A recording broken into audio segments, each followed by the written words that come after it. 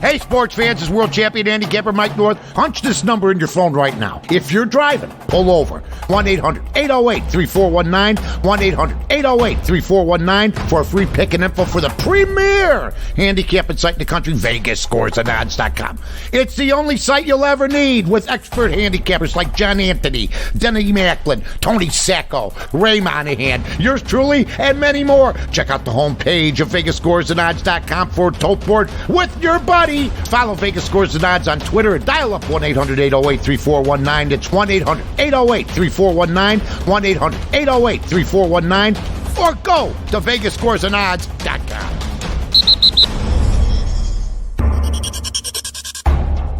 What follows is for news and entertainment purposes only.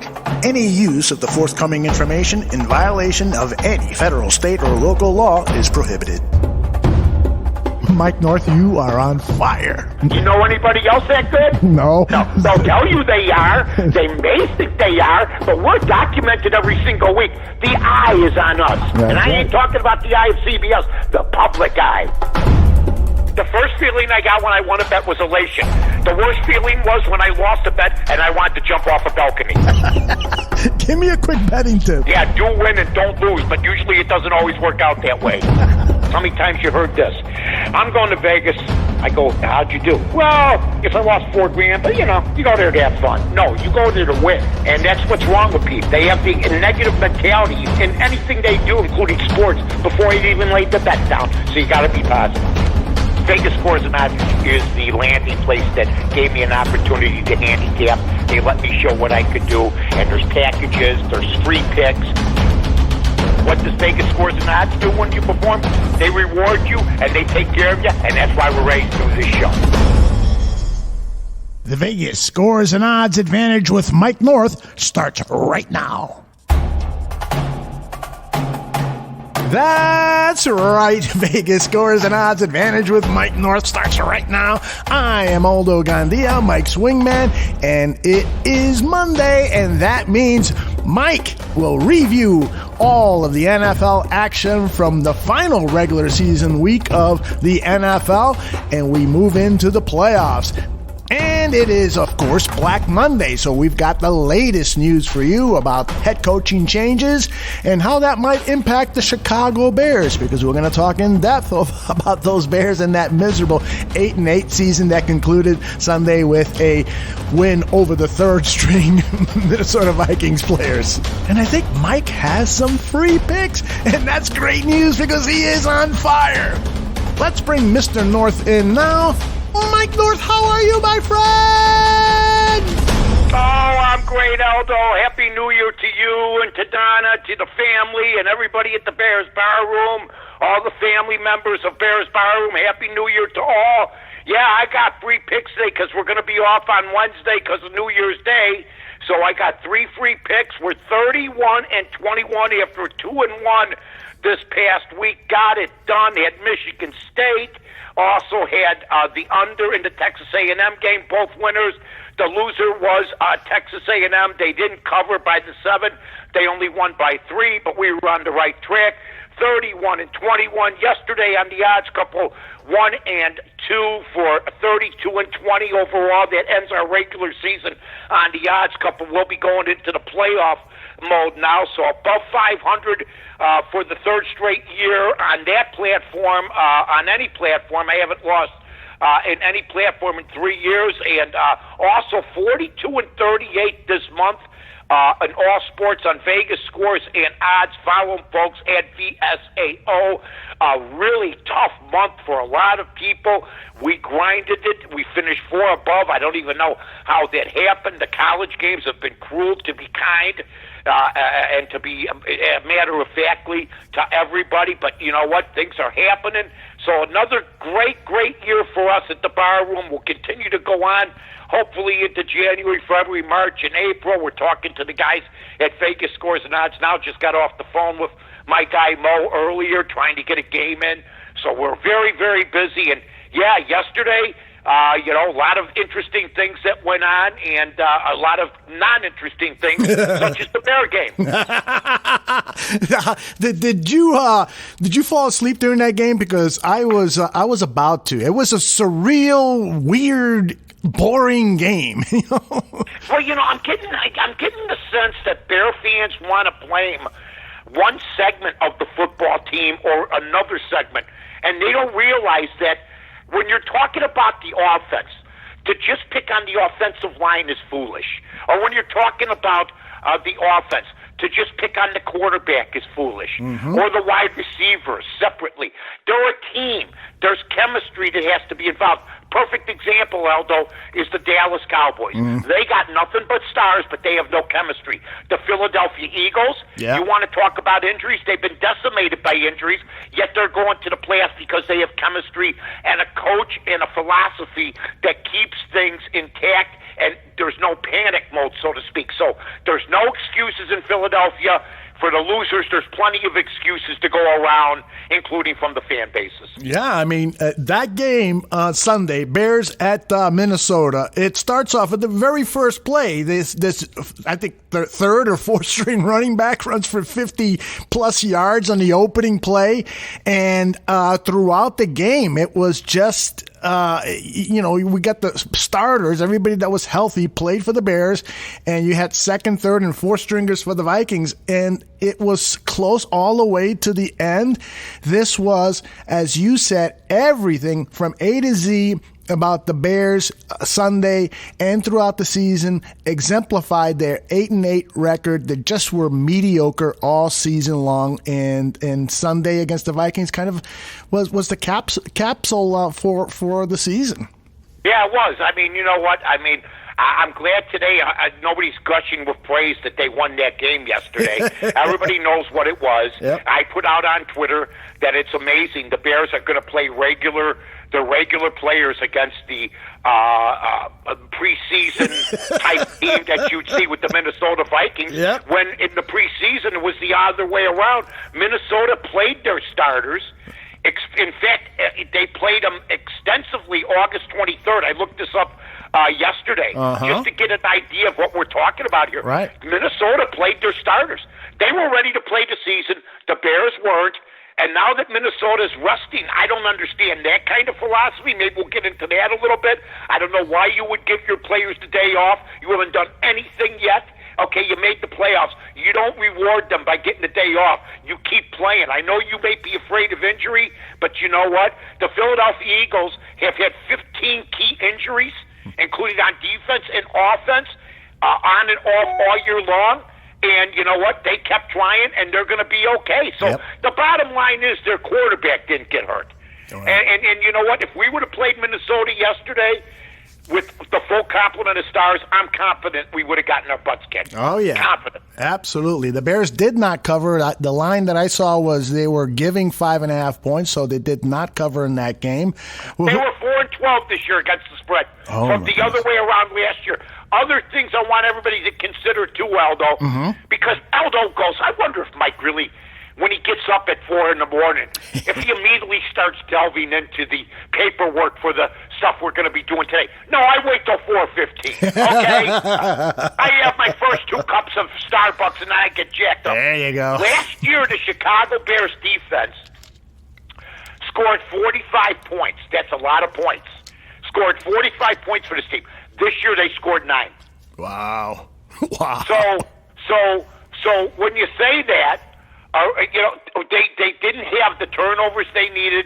It was a complete breakdown. Minnesota, I mean, the Bears ran well yesterday against Minnesota's second and third stringers, but Minnesota just gashed the Bears on the ground. Yep. You know, when you look at what the Bears did last season, you see clues that this was going to be a disappointing season.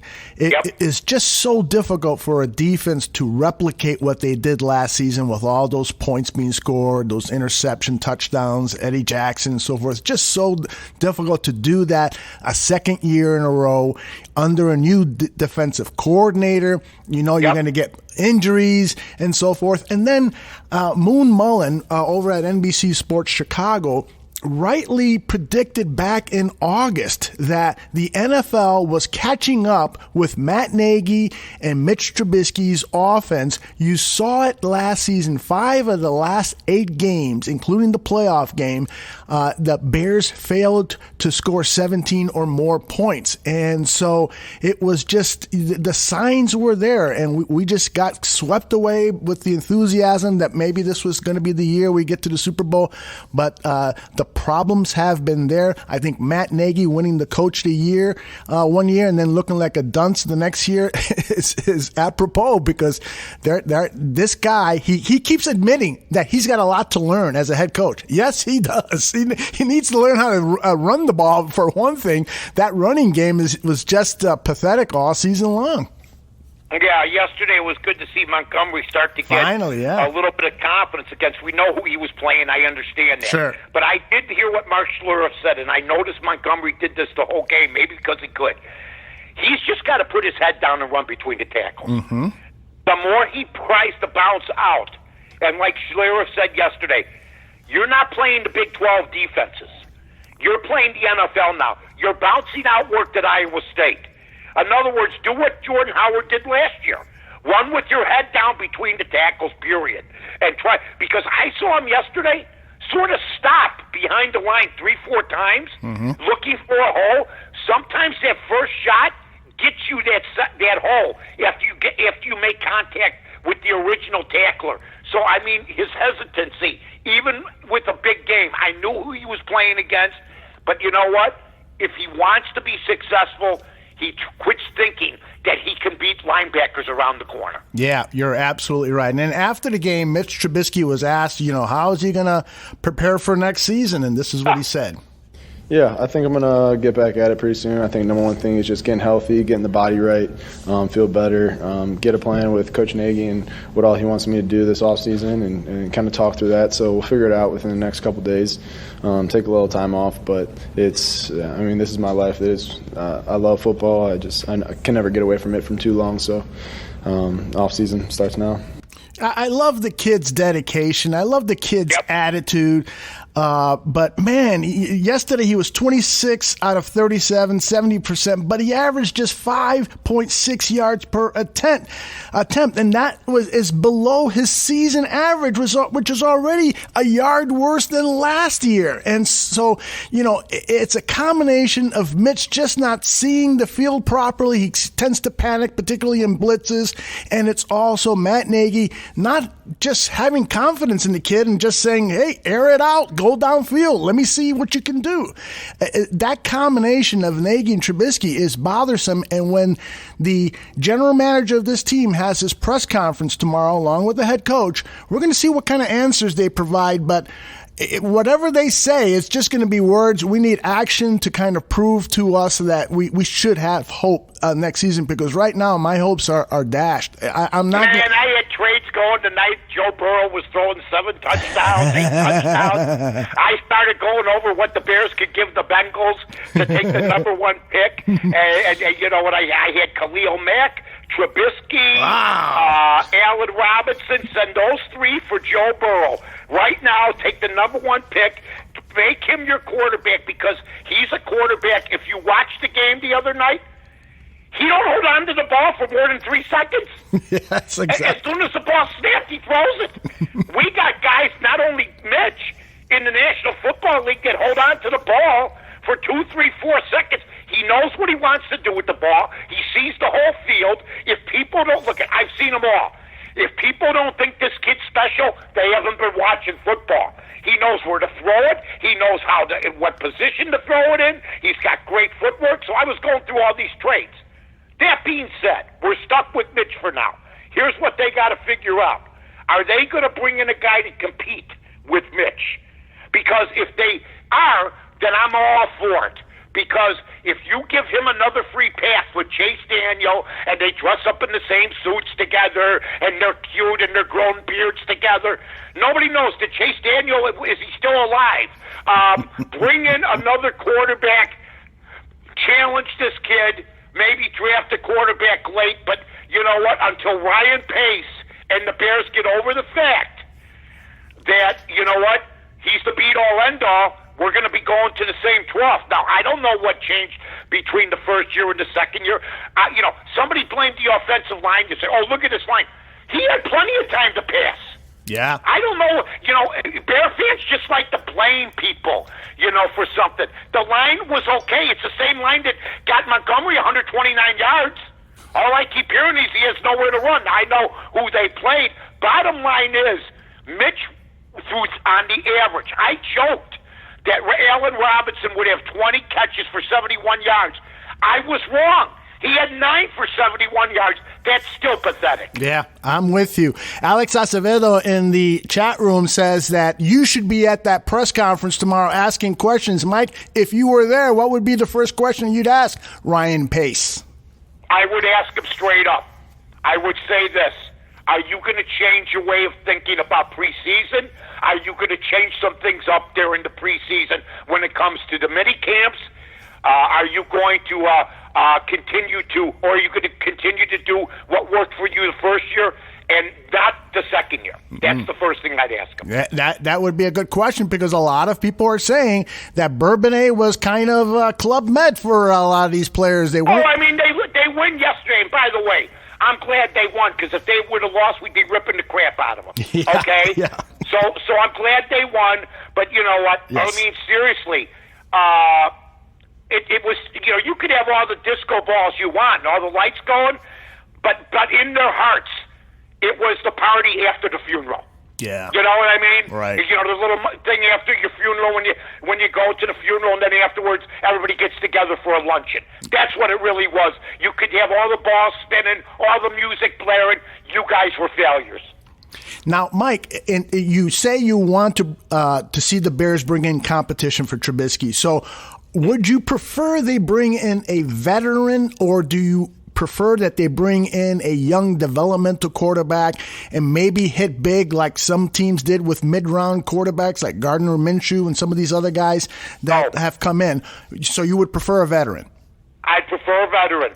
And I'll give you one. Ryan Fitzpatrick. Look what he did yesterday. Yeah.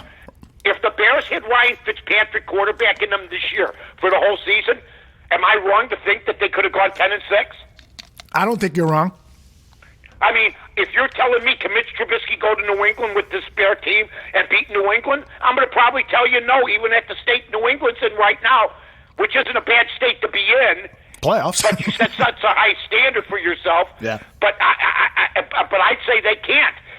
Now, if you're going to ask me if Fitzpatrick quarterbacks the Bears with the same personnel on defense and offense, could he go there next year and beat New England? I saw him win with Miami. Right. So it's the quarterback. And somebody said it, and I've been saying it for weeks. We have the fourth best quarterback in the division. We're not going to go anywhere that way, folks, unless something drastically changes. Either he wakes up or I don't know what. Now, I'll tell you, my outside deal, my hope would be if I was running the Bears, okay, I would try to talk to Andrew Luck. I don't know if he's still Indianapolis, Indianapolis property, right? So property. Yeah. I don't think he is. Yeah, he retired. I don't know. I'll see if I can find some info on that. But I would. But I think outside the box. Mm-hmm. This is what I do in my free time, which is plenty. You know what I mean? I love it. I mean, this is what I do, though. I'm thinking of schemes. I mean, my God. I mean, if I'm Ron Rivera, I'm taking the Washington job, which, by the way, congratulations to Chico, 2-time coach of the year, also 3 times won the division, and also, was at Super Bowl 50. Congratulations. He's supposed to be getting the Redskins job. You inquire about Andrew Luck. Yeah. I He's am the best guy out there, isn't he? without a doubt, a doubt, and maybe sitting the entire season has helped his body, and maybe he's got the fire lit under. You don't want a guy come back if he's going to be half-ass about it, but yeah, he would probably come back. You ask him, I go, you got it in you? I mean, I'd go out there going, look, everybody thinks you walked away with your tail between your legs. If you got something in you, we got a team that I think can win, the Chicago Bears. We got Mitch Trubisky, Yep. But if I bring you in, I expect you to stay the whole time, to be married to the game. We're going to pay you what you think is coming. And you know what? That's the end of that. Unless the guy just can't play anymore, which I have not heard. Yeah, I'm with you now. I just found out the information. I think he was too smart for his own good. Really? You think that, huh? I think Andrew Luck did not love the game enough. Yeah. Because what I'm hearing Mitch Trubisky say, I love the game. Right. What I heard a lot of these players say yesterday, they love the game. Right. You know? Right. I mean, look at, how can you not? It's the greatest game in the world. Cliff Wilson wants to know if the Bears should call Jay Cutler. No way. Because you know what? The one thing I'll give Trubisky is that Trubisky comes to play every game. Trubisky wants to win. Trubisky did not have an awful season. He had an awful start. But he has digressed the last 2 weeks, and that's worrisome. Yeah. I'm with you. Now, Andrew Luck still is property of the Indianapolis Colts unless they waive him. But so if the Bears wanted to try to reach out to Andrew Luck, they'd have to go through the Colts first and work out some kind of compensation. Well, that complicates matters, no doubt about it. And I can imagine if Andrew Luck came back, he'd probably want to come back to Indianapolis because he did, leave on an abruptness, which, I was sort of like unprecedented, for God's sake. So, okay, we could throw that one away, but I think there's other quarterbacks out there that you got to look at.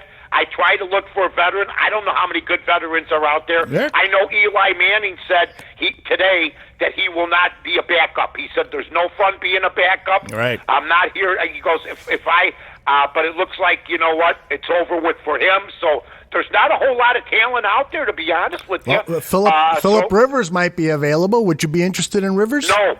Okay. No. The guy's 3 hours from home. He's crying. I mean, 3 hours by driving. Can you imagine being 3 hours away by plane?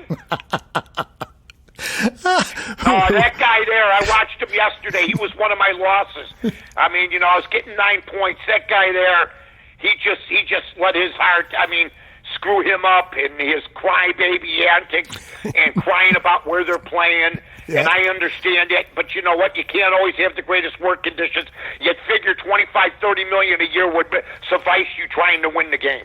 I hear you. He was tearful yesterday in his press conference. It almost seemed like he kind of knew that he probably will not be back next season, and that the team. I was crying tears of joy with him because nobody's cost me more money over the last 5 years than that goof. Telling you, man. I go, goodbye. Don't let the door hit you in the ass. Goodbye. Wow. Now, a team that was a good bet yesterday was the New Orleans Saints. They win 42-10 over the Carolina Panthers, and they were giving up 13.5 points, so they covered, and the total was 45 points, and the Saints, as I said, have 42 points. You know what was interesting about this game is they had two offensive linemen who had been injured for several games, and Sean Payton got the clearance to play them, and he didn't pull a Matt Nagy. He said, you guys are going to play and get ready for the playoffs. This is Sean Payton. Well, look, I thought it was important to get both he and Larry. I didn't want to go into a playoff game with them, fresh off of an injury. I thought it was important for those guys to play today. I thought that was real important. But, they couldn't play until they were healthy. They were cleared, and I thought it was important that they got in there, and we'll look at the film, see how they did. Do you think Matt Nagy can learn something from Sean Payton? Yeah, to me, it's good that he's going to do that. I think that the sitting by Minnesota, Zimmer, they said that he didn't really want to do it.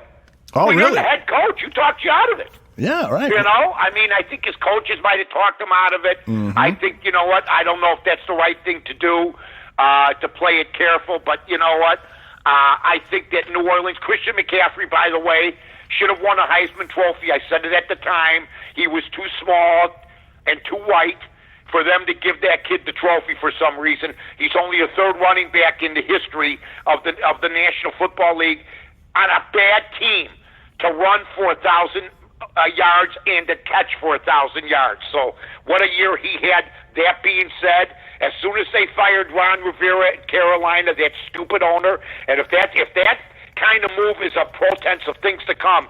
Carolina's in trouble. As soon as he fired Ron Rivera, one of the classiest guys in the NFL, he had egg on his face, and the team stopped playing for him, and New Orleans reaped the benefits yesterday. What do you think about the news that former Carolina Panthers head coach Ron Rivera is set to become the next head coach of the Washington Redskins?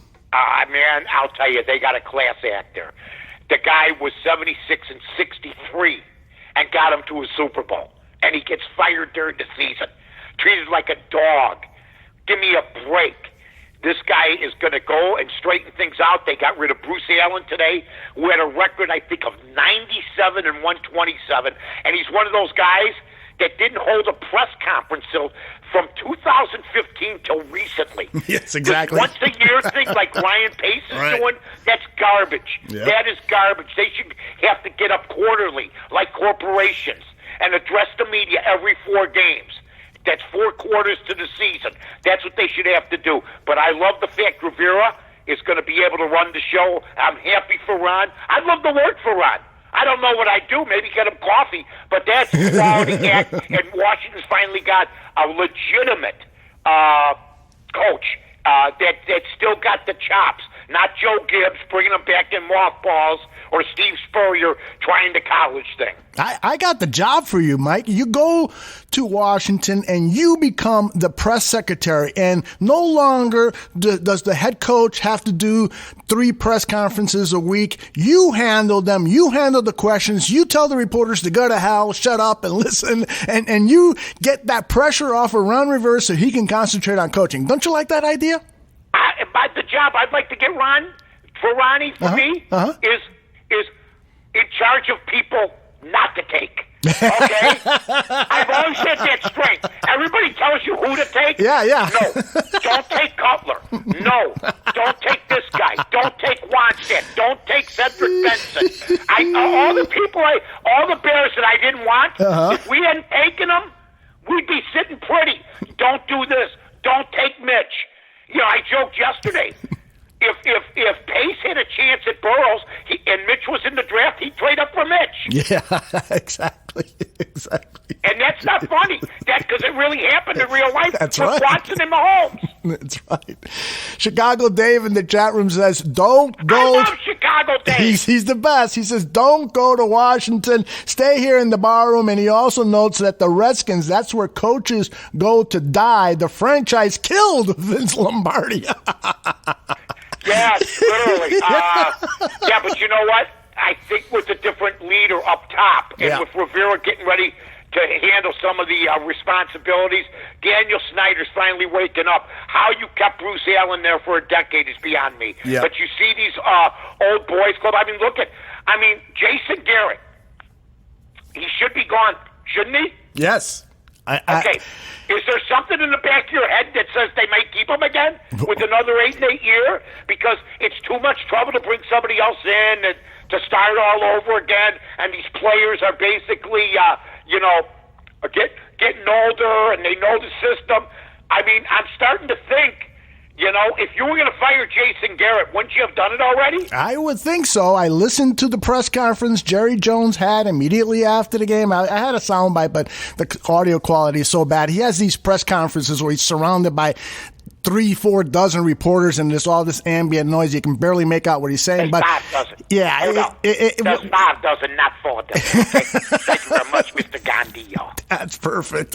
Yeah. That is perfect. Of course, you've met him. And Jason's a good man, don't get me wrong, but those things we got to do, and we got to get it right. Right. So he didn't sound like he was going to keep him, but you're right. It should have happened by now. It's not like, even though, let's say, you know what, they probably won't keep him else. They probably won't, but there's always, wait, how many times have people thought he was going to be fired before? Right. So, but I think this is finally it. They can't, but man, I know in his heart, that's a defeat for Jerry Jones. Yeah. He believed in this guy for so long. Exactly. And the guy never could do it. The guy with the, look, a stoic demeanor if you're Tom Landry is good. A stoic demeanor if you're Jason Garrett ain't. Yeah. Hey, you were talking about the veteran, bringing in a veteran quarterback. Would you consider Jameis Winston if the Tampa Bay Hell Bucks? no. Oh, my God, what a train wreck. And there's people that actually are arguing on his behalf. I know. Booger McFarland tries to compare him to the interceptions.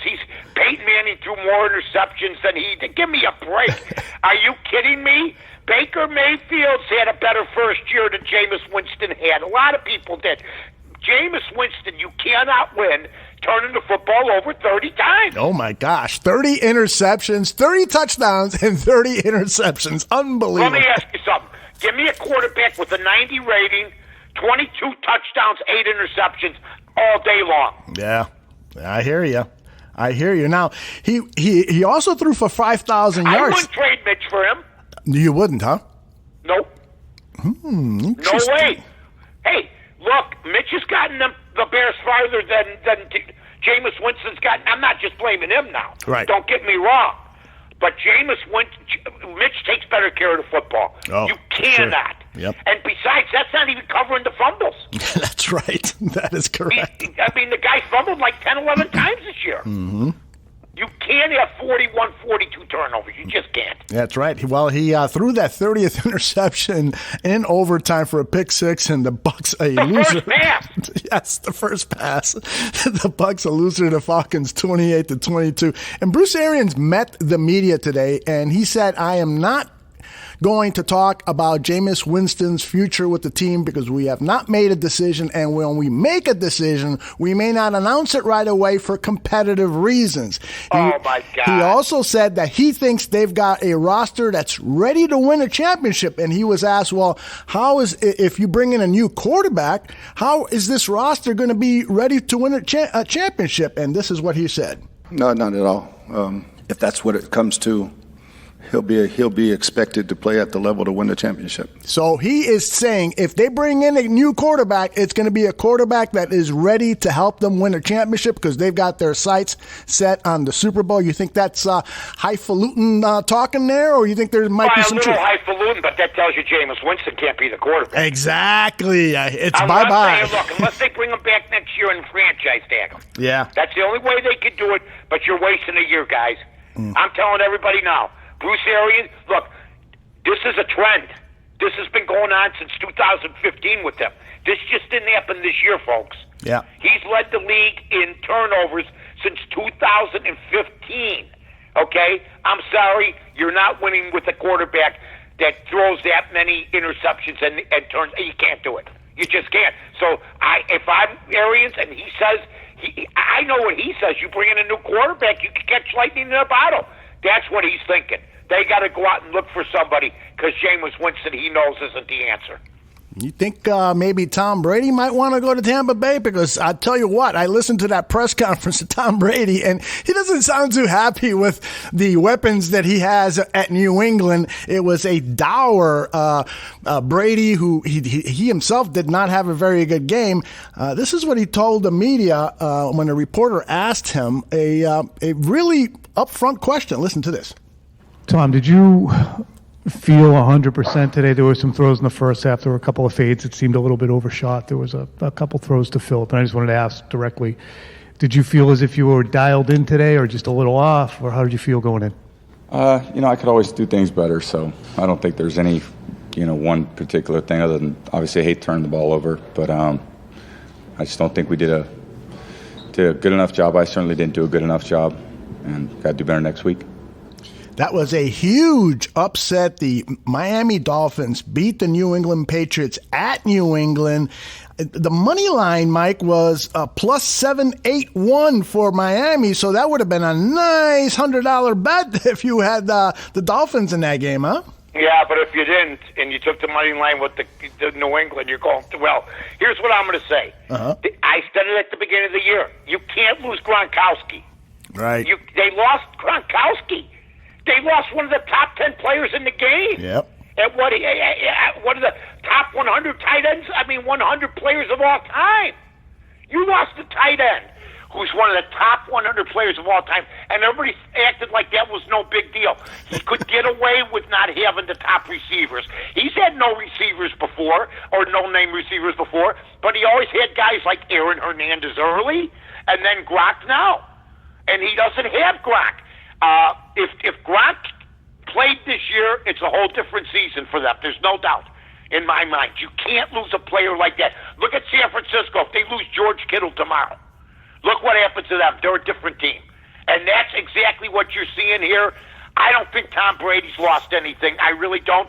I just don't think. I think sometimes he overthrows, just like Aaron Rodgers. Aaron Rodgers had 12, 13 overthrows yesterday. It's one of those games. But you also overthrow because your receivers are covered, or you don't have faith in your receivers, and you're afraid to put it in a certain spot.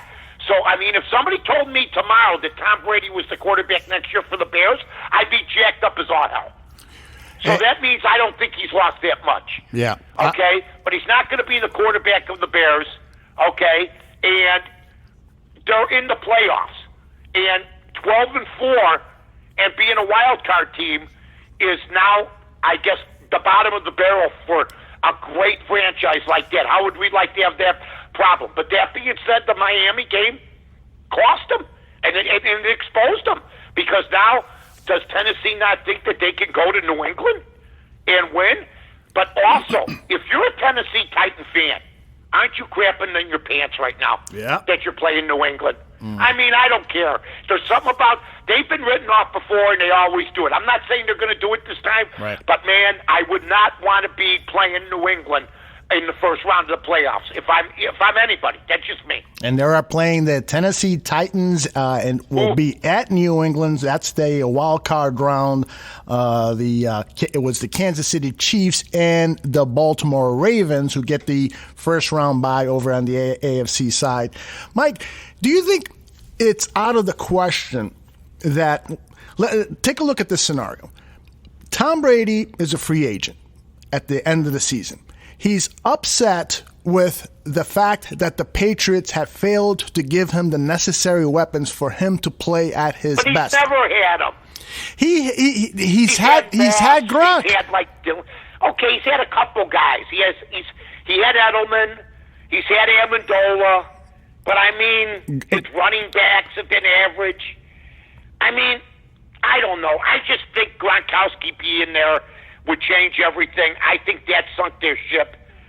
I said that at the beginning of the year. I still believe in them. I mean, they're 20-1 now, though. Think about that. Ooh. That is in the Brady era in the playoffs. The biggest odds they've ever had. That's amazing. That is amazing.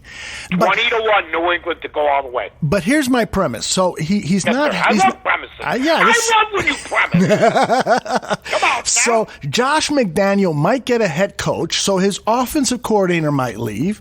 He might want to prove to the world, I can win a championship without Bill Belichick. So maybe if he becomes a free agent, maybe the Bears go calling Tom Brady and say, come on over. We'll give you a $20 million contract with bonuses and blah, blah, blah, and finish your career here for a season or two. You think that's out of the question?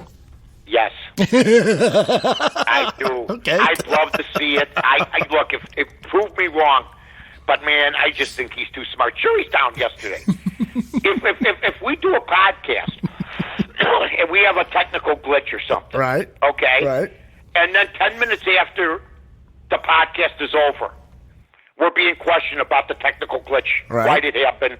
We're pissed. Yes. Okay? Absolutely. So I understand why he's mad. I love a 43-year-old guy that gets mad after he loses a football game. I just think, you know what? I think we wait till the off season. Look, you're not leaving at 12-14, and you're not leaving if you're Tom Brady. That guy might run for president someday. He might. Yeah. I mean, I'm serious. He might run for president. He might run for senator. His home is in New England. He's not going anywhere. All right. I think it's a big picture thing, Aldo. Yeah. I think for him to leave after 6 Super Bowls and go to the Bears or somebody else, and then to do a Joe Montana or something like that. I mean, when I think of Joe Montana, I know he got in the playoffs with Kansas City, but I always think of the 49ers. Yeah, I'm with you. Do we ever think of Jordan with the Wizards? Nah. No, that's what you got. And I warned him. I told him, don't. And he played 82 games that year. God bless him. Yeah. But I told him, don't go to Washington. It will stain you. And everybody told me, no, it won't. It's a little stain. Okay, you know the little drip stain on the dish from the dishwasher that you didn't get? That's the little stain it is, but it's still a stain. Yes. He played for the Wizards, man. I know. It was embarrassing. Come on. It was Could have embarrassing. been a lifelong Bull, and I don't care whose fault it is, you know. It was Jerry Krause and Jerry Reinsdorf. I mean, that's just the way it is. They didn't want to pay nobody stays forever. Phil Jackson, right? You know, we could talk about that. And so to see an athlete like Tom Brady, and to start when you're in your 20s, and to be 43, and to go, oh, I don't like my team, even though we're 12-4, I'm leaving. Yeah. It's not happening. It's not happening. That still irritates the hell out of me. You got to get off that. You're addicted. It's like Morgan to you, Tom Brady, coming to the Bears. You've been chirping about this since week 8, okay? That's true. My God. I've been trying to get you off this thing for about a month, 2 months. It's a lost cause. I got to get an intervention. Got to get Tooch. Got to get little Nicky. You're going to walk in with a Brady jersey on, and there's going to be a circle of guys from the bar room, people in the bar room. Heidi, Karen, Tooch, Nikki, Shane, me. We're going to be sitting in a circle, and we're going to have an intervention for you. Thank you. Okay? I need it. My God. It's fun to pretend that By the way, do you know what time it is? Oh, my goodness. Could it be?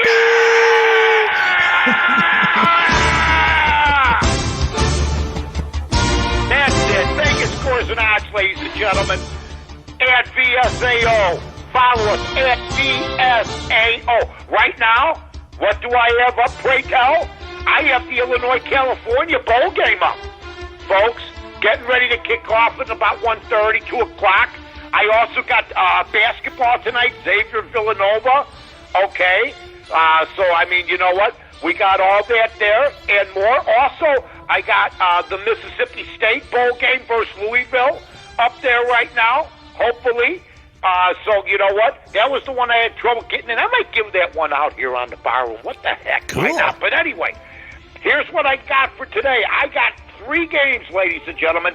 Well, really, 3 plays, 2 games, okay? Okay. Number 1, on a Monday afternoon, what does Mike North like to do? Oh, well, it's the Loyola Valparaiso game. Why not? Now, don't forget, we're 31-21, ladies and gentlemen. 31-21. So, you know, Aldo doesn't know what it's like to lose. Nope. Okay? He's the opposite of Daniel Snyder. Okay? That's right. You know, one more boom. He's like Kraft. Boom. You know, every day. Boom. Win. Boom. Bottom line is that Loyola is playing Valparaiso tonight. Valparaiso is a 3-point underdog at Valparaiso. Loyola's 8-5. Valparaiso 7-6. Take Valparaiso in college hoops, a 7 o'clock game tonight, getting the 3. So that's number 1. Number 2, this is a bowl game getting ready for tomorrow, ladies and gentlemen. This is Kansas State versus Navy. Kansas State versus Navy. Now, Navy is -2.5. All right? Take Kansas State. Oh, I used to live across the street when I was in the service. Oh. What a good time that was. Am I being partial? Not really. Navy, everybody knows they're going to come play their best game. But I think them finally knocking off Army after a 3-year hiatus, I think they're satisfied. I think they're fat cats now. I think they got bigger worries, like, you know, trying to survive the next 5 years. I'm going to take Kansas State getting with the 2.5 against Navy, and also the under in their game, 53.5. So, we got Valparaiso, we got Kansas State, and Kansas State under, Valparaiso and hoops, Kansas State in football. Aldo, back to you, my friend. All right, and I want to encourage everybody to go to VegasScoresandOdds.com for more information on betting packages, and you will see the top board there, and you'll see Mike's excellent record along with some of the other great handicappers that VegasScoresandOdds.com has. And also, if you're on Twitter, make sure you follow Vegas Scores and Odds on Twitter. It is VSAO Sports, at VSAO Sports. Please give them a follow. And we got it going right now. We'll have all the bowl games. I'm going to put up some New Year's games a little bit later on. So you'll be ready for New Year's, whatever. You can buy packages, pay $25, $50, $75 for individual games. Depends what games you're asking for. We're in the prime time right now, so we're putting the push on. There you go. Mike, if you are a Green Bay Packer fan, you're happy because you got a first-round bye, but you got to be worried that this offense for the Packers looks really bad, and Aaron Rodgers looked nothing like the Aaron Rodgers from this past decade when he was lighting things up. He looked really bad, and he addressed his missed throws and poor play yesterday when he met the media.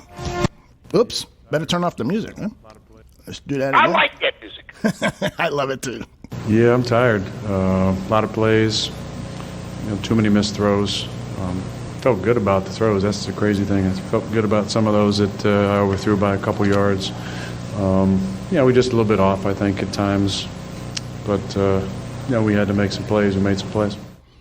They've got a bye next week. I am thinking that this team is going to be 1 and out in the playoffs. I just don't have confidence in them. Yes, they've got a good defense, and defense in the playoffs is huge. But I just don't see a championship team here. You've got San Francisco 49ers. They've got a bye also. And then the teams that are in contention for Wild Card Week are the Seahawks, the Eagles, the Vikings, and the Saints. I like all of those teams above the Green Bay Packers. What's your feel? I got to tell you, I don't know how he does it. 13 wins. I remember we talked. We couldn't. Yeah. People were predicting them for 12 wins. I said I don't see the 12 wins. I got to give them all the credit in the world. Yep. Give the coaching staff all the credit in the world, and we're all brushing them off. Yep. Don't brush them off. Don't brush these guys off. I don't care.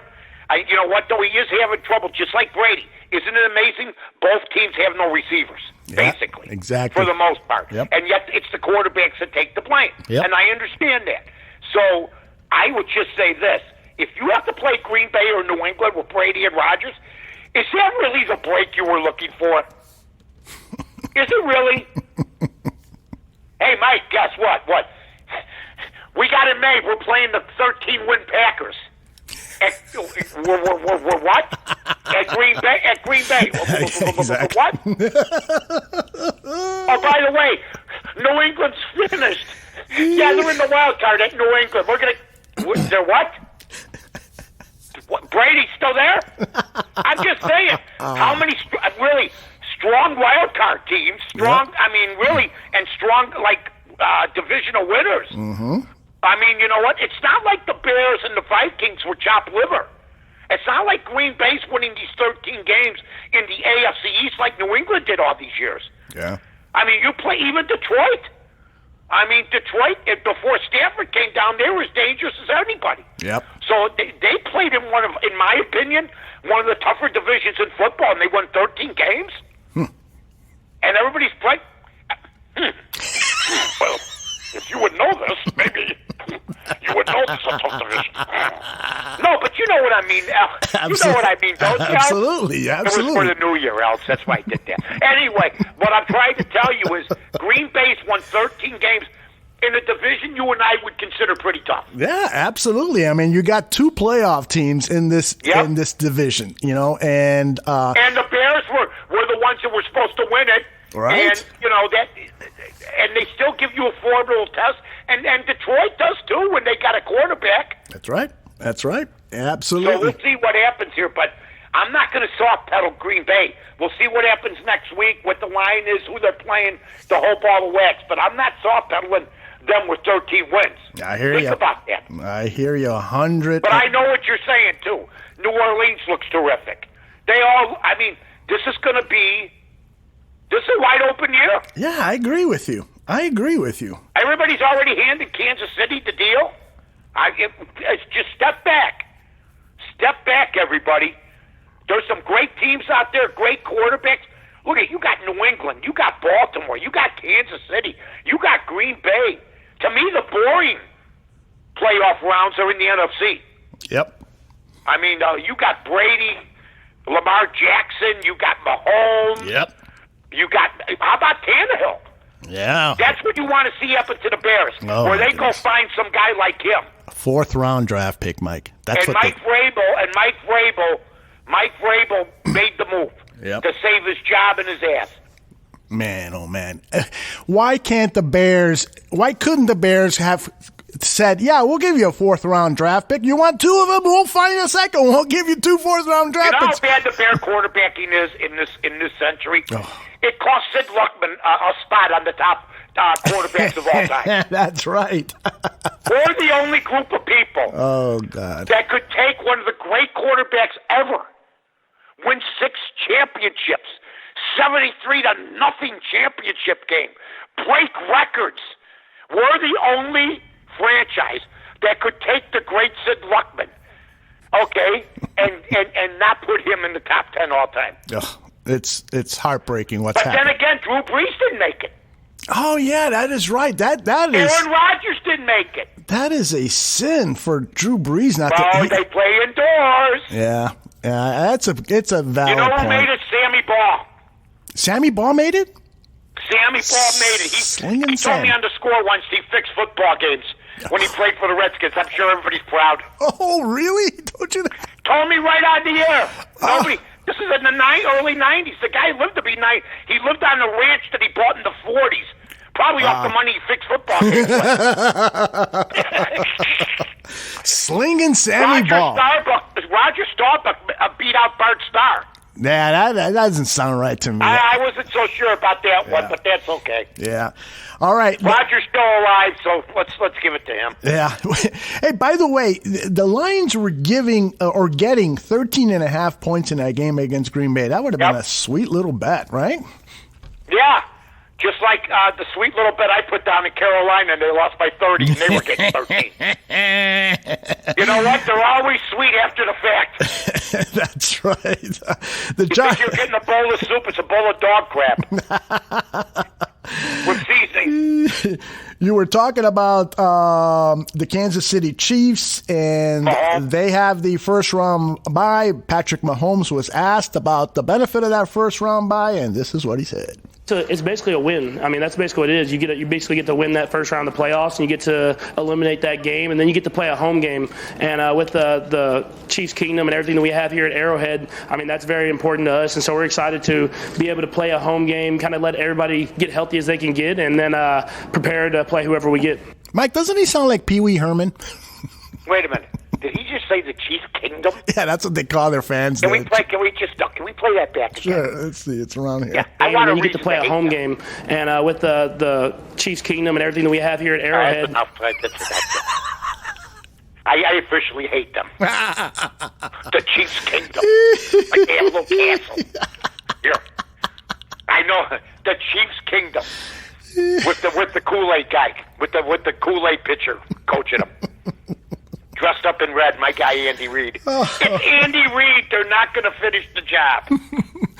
He's a modern-day Dick Vermeil. To get to the playoffs and fall on your face. Oh, my God. He's only been to He didn't look, Mahomes at times did not look good yesterday. Yeah, there's still something not quite Mahomes about him, you know. You know what? Mahomes and his pals could go back to the Chiefs Kingdom when they're done getting their brains beaten. I got a team I'm not liking now. I mean, did you ever hear Brady talk about the Patriots? If anybody could talk about a kingdom, yeah, right. It's the Patriots. Right? Can you imagine? People would be calling him arrogant. Hey, we got a Patriots kingdom here that can't be beat. The Chiefs Kingdom. That's I guess it's better than saying the Chiefs DP. Although that doesn't stop him from doing it. Remember when everybody was down about the tomahawk chop? Yes. Thank God it's back. Yeah. I was missing it badly. Yeah, they were doing that. Oh, yeah, all the goody two-shoes. All the Indians were mad. No, they weren't. Everybody's back. Everybody's back doing the chop again. They were yelling, Seminoles. They're back in the bowl game. God bless. They were doing it big time over at Soldier Field when the Chiefs annihilated the Bears.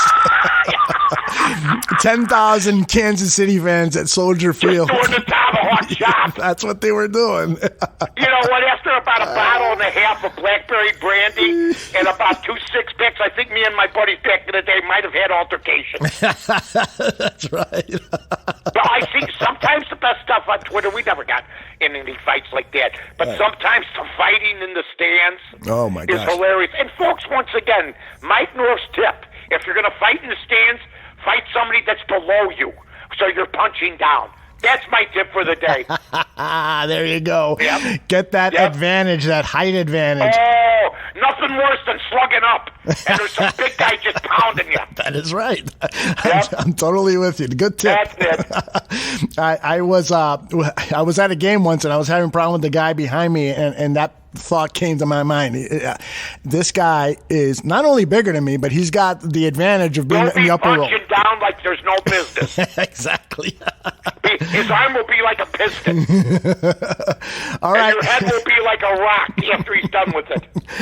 The Baltimore Ravens, my favorite team to come out of the AFC, were winners against the Pittsburgh Steelers, 28-10, and they sat Lamar Jackson, and guess who was quarterbacking for the Ravens? A name from the past, Robert Griffin III. He actually had a pretty good game, and this is what he said after the game. He was asked if there was pressure on him and the second stringers to do well for the Ravens.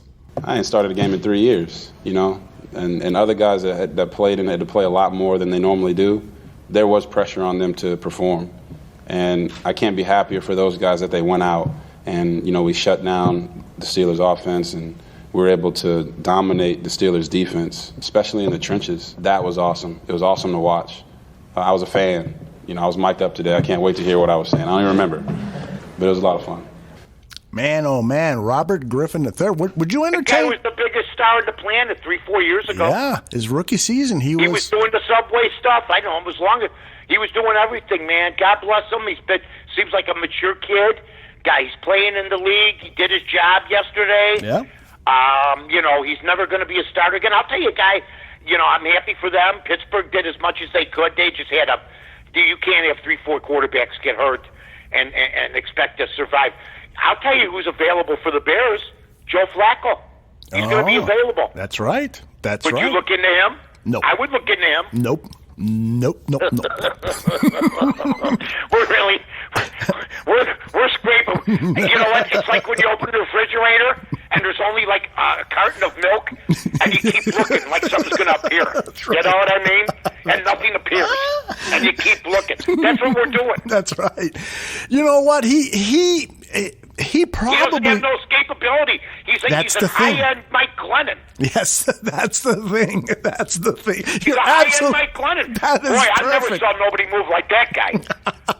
When I'm in my 90s, I'll move better than that guy. Otherwise, the plan didn't work. Wow. Mike, you hit it right on the head. He's a high-end Mike Glennon. You're absolutely He's a high-end Mike Glennon. He got the Super Bowl. God bless him. So you know what? So did Eli Manning. But if you can't move now, look, I watched this Burrow kid. I can't get off this kid because he's so good. He moves like Brady did and does. He doesn't run too much, but he moves sideways. He knows where to go. And most quarterbacks don't. Right. They run into trouble. You know what I mean? So, and some of them just don't have the foot speed. And Flacco's as slow as they come. Do you think that Ryan Pace should be trusted with making the decision on the next quarterback? I mean, he came to Chicago. He kept Jay Cutler for 2 years. Then he signs Mike Glennon to a guaranteed $16 million contract he got for doing nothing. And then he drafts Mitch Trubisky. Do you think... He should call me first and I'll tell him yes. There you go. Because I got to be honest with you. I'm not going to blame Mike Glennon for everything. But once I saw him actually move, I said, now he's still in the league, by the way. He played yesterday. I forget what team. If you look him up, yeah. He came in late. I'll look for that. I don't know what team he's on. I don't know if he's back with Tampa. Maybe Cincinnati. I can't remember. But I never saw a quarterback that slow. Ever. Ever. He was he played in the Raiders-Broncos game. He's with the Raiders, right? He came in. Right. How about the Broncos? So the Broncos are letting Joe Flacco walk. Yeah. Bye-bye. So, I mean, if you want to really test Mitch Trubisky, you bring a guy like that in. And if he's supposed to see, but I don't think the Bears will do that. No. I think they'll keep everything as is with their quarterbacks. I do. I think that they're going to, Chase Daniel is now gone. His contract is over. There's no way they're going to re-sign Chase Daniel. They're going to bring in either a young quarterback or a veteran. I got a feeling that they're probably going to bring in a young quarterback and give Mitch Trubisky the steering wheel for the 2020 season. Yep. And it breaks my heart. Now, the Eagles are. Are you that down on him right now? Am I down on Trubisky? Are you down on him or are you down on the whole team? I'm down on the whole team, starting with Matt Nagy. Me too. Matt Nagy is proving to be He like killed us the first half, Matt Nagy. He did. I mean, Mike, even in today's passing league, you got to get a ground game going, especially in Chicago, cold weather. You can't trust throwing the ball 40, 50 times. And that's what Nagy wants to do all the time. He has no respect for the ground game. And that should have been the first question he should have been asked by the Bears, by Pace and Phillips and all those guys when they interviewed him. Tell me what you're going to do with the ground game because this is Chicago, the home of Sayers. He ran Montgomery 4 times in a row yesterday. I guarantee you that didn't happen all year. That's true. That is true. He ran him 4 times in a row, and I told Beebe, I said, you know what? I guarantee you Montgomery's gassed. Yeah. Because he's never won 4 times in a row in this offense. You are absolutely right. This is the town of Sayers and Peyton and Forte and all these great running backs. They have no identity. Exactly. You got to get your identity back. And bad teams don't have identities. Look, the Bulls don't have an identity. The Hawks don't have an identity. No. The White Sox are trying to build an identity. But the Bears' identity is middle line defensive play, run the ball, throw the ball when you need to. But the one thing that's a puzzle, it's so hard to imagine they've never been able to develop a quarterback ever. It is sad. That to me is the one thing. They did have McMahon, but he was developed. He was developed when he came. Yes. Everything McMahon learned, I'm telling you, he learned at Brigham Young. Yes, you are absolutely right. He held 72 records. Exactly. He was a passing quarterback in college. He came in and he changed plays at the line of scrimmage that were better than what Ditka was calling. So They never made him the Bears have never made anybody a good quarterback. But they've had a couple guys like McMahon that walked in saying, I know more about this position than anybody in this room. Chicago Dave in the chat room says that you had the infamous Trey Burton syphilis comment this time last year. Did you say Trey Burton had syphilis or something last year? I don't remember saying that. I don't remember saying that. Don't I get in enough trouble about Chicago Bob and Chicago Dave and Peoria Jim calling? Maybe I did say it. Well, I probably said, what, the guy's been gone forever. What's he got, venereal disease? I don't know. Sounds like something he's back in their plans? Yes, well, he's guaranteed to make, I think it's $6.8 million or $7 million, something like that. So if you drop him, you're only going to save $1 million. So why not bring him back to camp and see if he can win a job? If he can't, hopefully you bring in some capable guys that can take the job away from him. But if you drop him, all you're going to do is save you start making decisions based on money, man. Yeah, I know. You're in trouble. You're in trouble. This guy does not deserve to be a Bear. I'm telling you. Yeah. The last 2 years missing the playoff game, and then this nonsense this year, nobody even knows what happened to him. I thought he got kidnapped. I don't know where the hell the guy's at. It's just brutal. We have so many questions, and tight ends one of the biggest ones, but we'll see what happens. I mean, the guy gets hurt every year. The guy's always got issues. I mean, now we're bringing him back, and I know the money thing once in a while would look good for a team to say, you know what, here's the money, or maybe renegotiate the deal or something.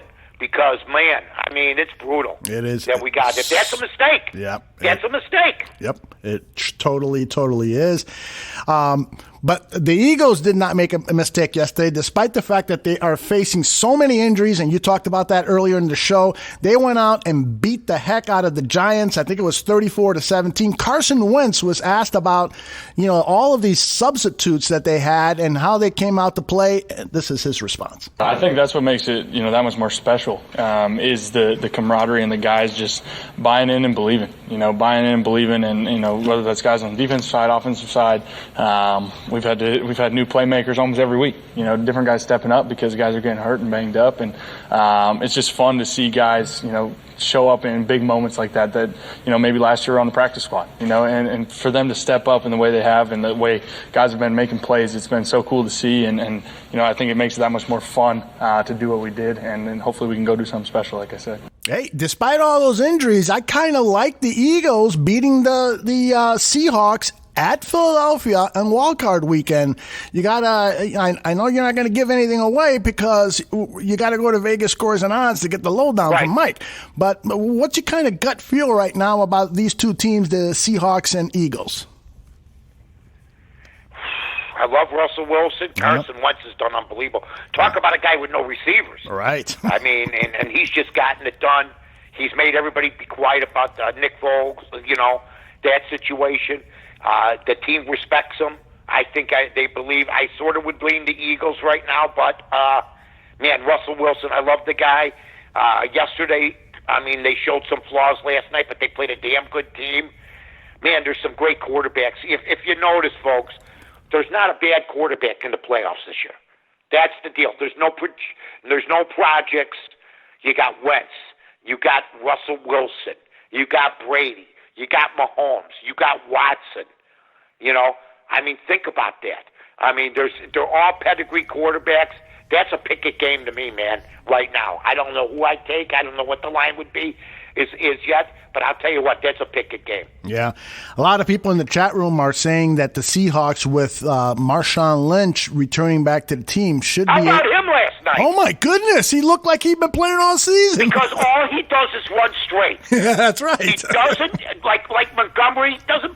Now, Lynch can bounce outside after breaking a tackle sure. or two.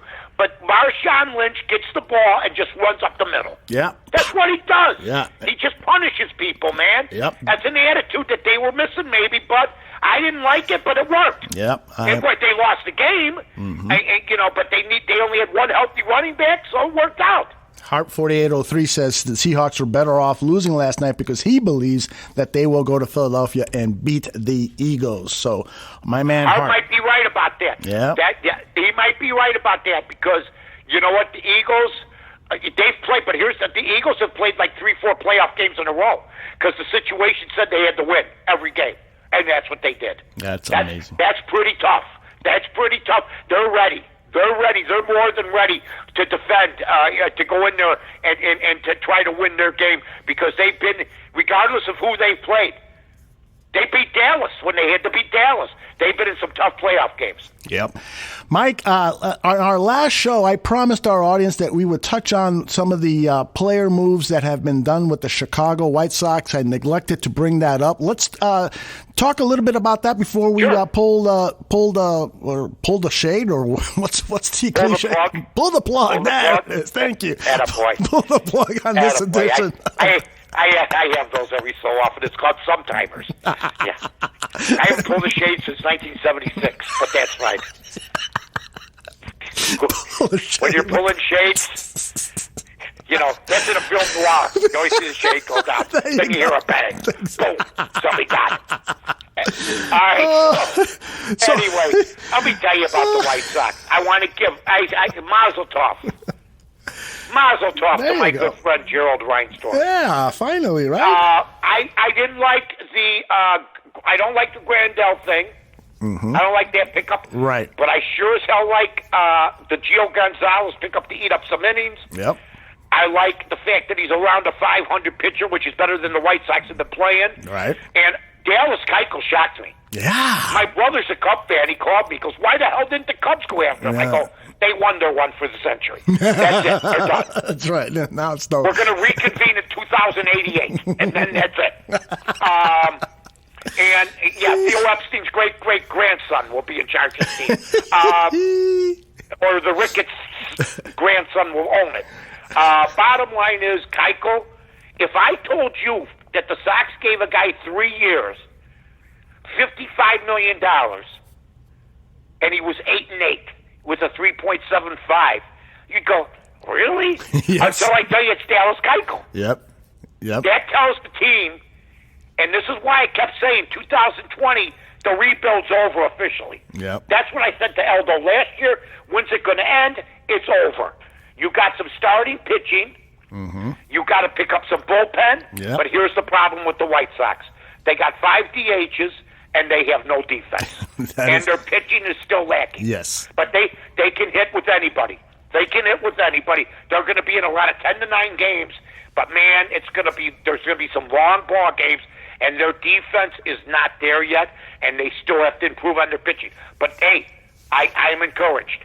I'm encouraged. So I'm going to say. I'm not blowing smoke up your behind here, Mike, but I really, really believe that you may have had something to do with the spending spree by the White Sox, because you came on Vegas Scores and Odds Advantage and you complained about Reinsdorf and the White Sox not spending money. You brought up the play for second place story that was overlooked by most of the Chicago media. I even think that you talked about it on your ESPN show, The Odds Couple. Oh, I've talked about it on ESPN. I've tweeted it out. Right. I've got the pressure on him. And by the way, that bothers Reinsdorf. Don't Yes, get me wrong. I know. Look, here's what I'm going to tell you. Mm-hmm. I've had two places I've lived at my whole life. Mm-hmm. The house I live in and a condo in Reinsdorf's head. Because he was okay. I'm going to tell you something. That second place thing, he knows it, and he knows it big. Mm-hmm. The one guy that he never wanted to hear that was me.